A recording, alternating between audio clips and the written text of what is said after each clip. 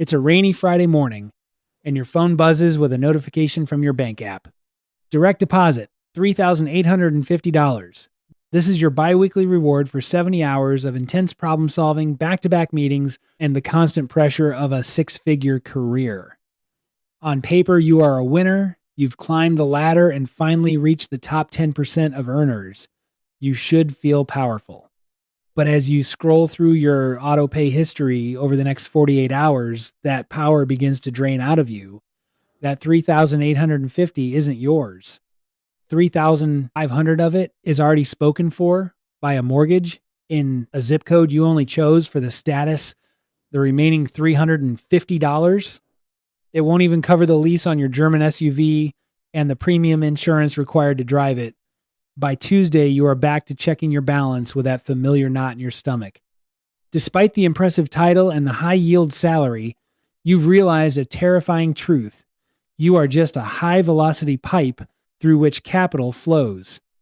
You hold the money for only a few seconds before it is siphoned away by a system designed to harvest high achievers. This is the mid-tier trap. It is a documented psychological and economic prison that turns the most productive members of society into modern-day indentured servants. Today, we are going to look at the physics of consumption and why earning $150,000 can actually feel more restrictive, more fragile, and more suffocating than earning $50,000. Most people assume that more money is the ultimate solvent for the stress of life. We are taught from a young age that if we just push a little harder, get that next promotion or hit that next performance bonus, the friction of existence will disappear. But once you cross the six-figure mark, you aren't leaving the game. You are simply entering a high-stakes version of it with a whole new set of shadow costs. These costs aren't listed on any receipt, but they are paid in the currency of your freedom. Think about the infrastructure of success. When you earn a modest income, you live in a world designed for survival. But when your competence earns you a high salary, you are subtly but firmly forced into a world designed for performance. The system demands that you move to a Tier 1 hub, a city where the cost of entry is a premium zip code. You don't buy a house for shelter, you buy it for positioning. You are paying a class rent just to be in the same room as the people who can offer you your next opportunity. You think you are making these choices, but the infrastructure has made them for you. You have accidentally built a life that requires every single dollar of your high salary just to maintain the status quo. This leads to a biological phenomenon I call the hedonic offset. Your brain is neurobiologically designed to adjust to a new level of stimulus in less than 6 months. The thrill of the $150,000 lifestyle, the business class upgrades, the premium gym memberships, the designer labels disappears into the background of your normal life almost instantly. Your brain treats the luxury SUV not as a win, but as the new baseline. However, the financial obligations you created to celebrate that win are permanent. You are now on a treadmill that is moving at 10 miles per hour. If you stop running for just 30 days, your entire lifestyle simulation collapses. This isn't wealth. It's a high wire act where you have zero strategic silence. Consider the tax of competence. Why does it feel so much heavier now than when you had less? The more you earn, the more the world expects you to pay for things you used to do for free. To maintain that $150,000 income, you usually have to sell your soul in terms of time. You trade 60 to 70 hours a week for the paycheck, which means you have 0 hours left to actually manage the friction of being a human being. So you begin to pay the convenience tax. You pay for DoorDash or Uber Eats every night because you're too mentally exhausted to look at a stove. You pay for professional cleaners because your weekends are spent catching up on the emails you missed during your productive hours. You pay for dog walkers, specialized trainers, and luxury assistants to handle the basic tasks of existence. You are caught in a circular economy. You sell your life to earn the money, and then you spend the money to buy back the tiny hollow fragments of the life you just sold. At the end of the year, your net freedom is zero. You are just a high paid middleman for your own survival. To truly understand the depth of this, we must examine the cognitive cost of maintenance. Every high end possession is a background program running on your brain's CPU. The luxury car requires specialized service and constant software updates. The large home requires a fleet of service workers to manage. The smart devices require constant attention and resubscribing. When you earn $150,000, you think you have more power. But if you have 50 different maintenance tasks every month just to keep your life from falling apart, your actual cognitive power is lower than the person who owns nothing but their time and a laptop. This is the maintenance paradox. The more you own, the more you are owned. True wealth is the absence of maintenance. Let's look at a new metric, residual freedom. This is something the architects of the system never want you to calculate. Residual freedom is the amount of money you have left over after your lifestyle infrastructure is paid for, divided by the stress and time it takes to earn it. Watch what happens when we compare two different lives. Rob, a high performer, earned his way to $160,000 a year. He lives in a beautiful glass apartment, drives that German SUV, and wears the uniform of success. But Rob's survival cost, his burn rate, is $150,000.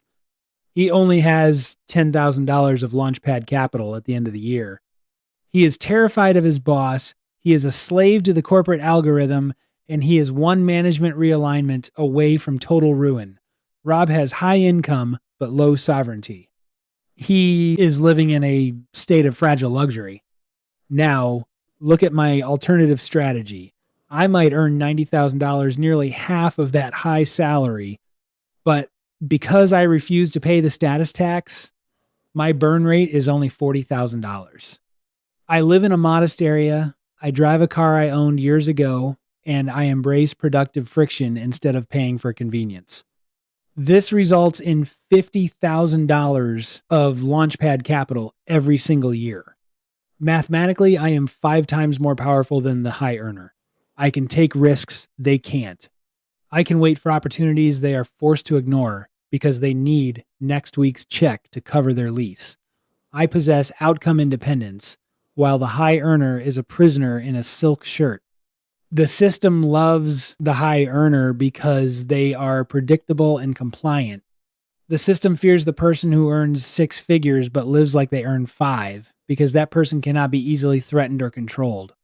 Breaking the 6-figure mirage requires a radical act of social decoupling.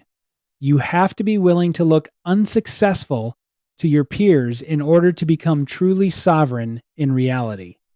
The system uses your ego as a leash. It tells you that a person of your stature shouldn't be seen in an older car or a modest neighborhood. It lures you into signaling debt, spending money you haven't earned yet to project a status you don't actually possess. In 2026, the gap between looking rich and being powerful is wider than it has ever been. The people who are truly winning are the ones who have ghost assets wealth that doesn't make a sound. They have high yield digital systems, liquid reserves, and zero social debt. They understand that the most expensive thing you can buy is the approval of people who are also trapped on the treadmill. We are currently witnessing a revolution in the way wealth is signaled. In the past, you showed wealth by what you carried. Today, the truly wealthy are defined by what they've deleted. They've deleted the commute.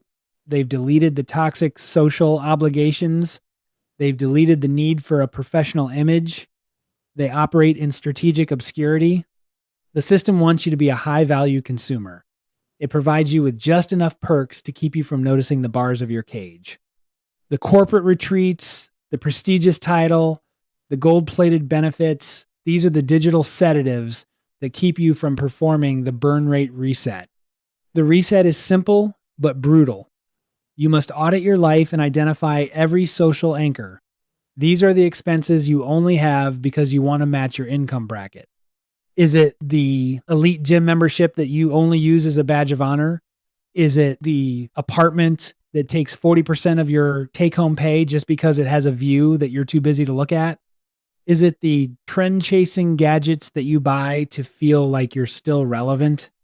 The moment you identify these anchors, you realize that you've been paying a voluntary tax to stay tired.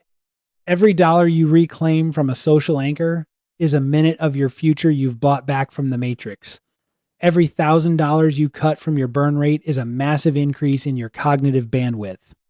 When you aren't terrified of losing your six-figure fuel supply, your brain stops scanning for threats and starts scanning for leverage. You start to see the world not as a collection of things to buy, but as a collection of systems to own. You move from being a soft target for marketers to being a sovereign player in the global economy. You realize that the mid-tier is a buffer zone created by the system to prevent the most talented people from ever becoming truly dangerous to the status quo. True wealth is found in the friction. It is found in the willingness to do things the hard way so you can keep the value you create.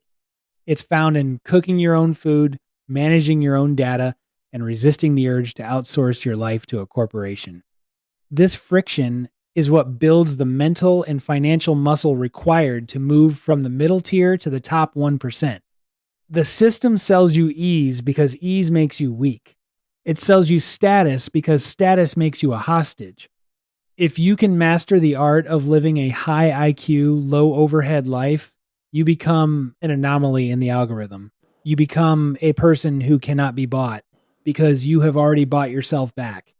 Look at the way your life is packaged. In 2026, the high earner is targeted with surgical precision. They don't sell you a house, they sell you a community. They don't sell you a car, they sell you a standard of professionalism. Look at the way your commute is designed.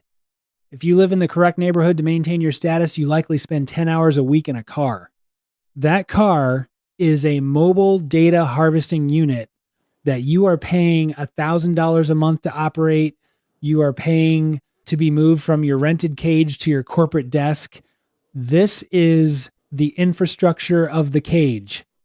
To break out, you must deconstruct the package. You must ask, which part of this is utility and which part is theater?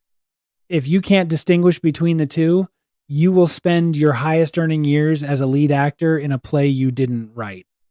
The final formula for escaping the Mirage is this. Net freedom equals annual income minus burn rate divided by emotional friction. If you earn $200,000, but your burn rate is $190,000 and your emotional friction, the stress of your job is 10 out of 10, your net freedom is effectively negative. You are a slave to the spread. But if you earn $100,000, your burn rate is $40,000 and your emotional friction is 2 out of 10, you are the wealthiest person in the room. You have the margin to be creative, the capital to be offensive, and the time to be a human being. Picture this choice. If your income stayed exactly the same for the next 5 years, but your social status had to drop by 50% for you to become financially free, could you do it? Most people will say no. They would rather stay in the Mirage than walk through the desert. They would rather look successful and feel suffocated than look average and be powerful. They are addicted to the shadow costs of their own identity, but you aren't most people. You've stayed until the end of this deep dive because you can feel the weight of the trap pressing on your chest. You can feel the invisible leaks in your fortress. Your journey to true sovereignty starts with an honest audit of your signaling costs. Look at your bank statement tonight. Find the one thing you are paying for just to look like you belong in your tax bracket. The car, the club, the designer lease, the oversized home, whatever it is, that is the knot you need to untie. Don't let the success simulation steal your future. Every time you get a raise, the world will show up at your door with 100 new ways to spend it. They will call it moving up. I want you to call it what it is, locking in. If you reach $150,000 and keep your expenses at $60,000, you are generating nearly $100,000 of freedom capital every single year. In 5 years, you aren't just a high earner. You are an owner of reality. You have enough capital to build your own systems, fund your own narratives, and walk away from any situation that compromises your values. That is the ownership flip applied to the highest level. It is the realization that a six-figure salary is either a golden cage or a powerful engine. The difference is determined by your willingness to be misunderstood by people who are still running on the treadmill. The treadmill only wins if you stay exhausted and anchored to your status. It's time to get light. It's time to get liquid. It's time to own your life instead of just subscribing to it. Your income is not your wealth. Your freedom is your wealth. If this video made you look at your biweekly deposit with a new sense of skepticism, hit the like button and subscribe. We are building a community of people who refuse to be middlemen for their own survival. Share this with one friend who is rich on paper but choking on the burn rate. Remember, your income is a choice. My name is Rob, and I'll see you in the next one.